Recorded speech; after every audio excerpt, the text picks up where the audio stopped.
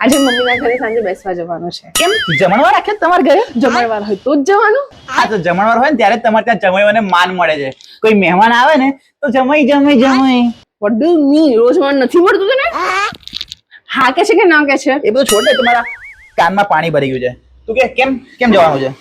Mummy papa જાય છે તિરુપતિ બાલાજી દર્શન કરવા. મમ્મી પપ્પા જશે તિરુપતિ બાલાજી દર્શન કરવા માટે, કેમ કે એમને ખબર છે હવે ઘરમાં કોઈ ચિંતા તો રહી નથી. ચિંતા તો મારા ત્યાં આવી ગઈ છે. ચિંતા ત્યારે બી નથી જ્યારે હું હતી.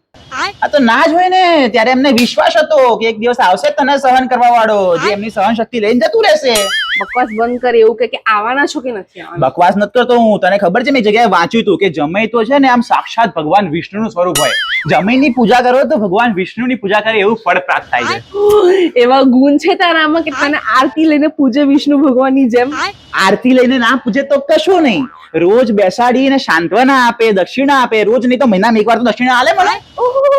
અમે હોવો છે ને લક્ષ્મી માતાનું સ્વરૂપ કે રોજ દર મહિને સોનાનો હાર અમને આપી દેવો. તો તમે જો લક્ષ્મી માતા છો તો મને કહો કે અમારા ઘરમાં પેલું જે ગુપ્તધનનો ગળો છે એ ક્યાં દટાયેલો છે? અમે કાઢીએ, પૈસા કાઢીને રોજ તમને સોનાના હાર પહેરાવીએ. આવા લોભીને છે ને સોનાનો ઘડો અને દાન કશું મળે જ નહીં, શોધે નહીં. અને ખબર નહીં મારા ઘરવાળા તને શું જોઈને દેવ માને છે. હા તો ખબર છે કયા દેવ માને તારા ઘરવાળા? મને રાહુ દેવ ને જમ દેવ માને છે.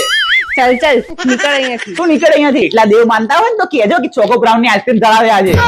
તમારા ઘરવાળા રોજ મને છે ને ખીચડો જ ખવડાવશે, તને ત્યાં ખીચડો જ આપી. તો અમે તમારા ખીચડા વાળા છે. ચાલ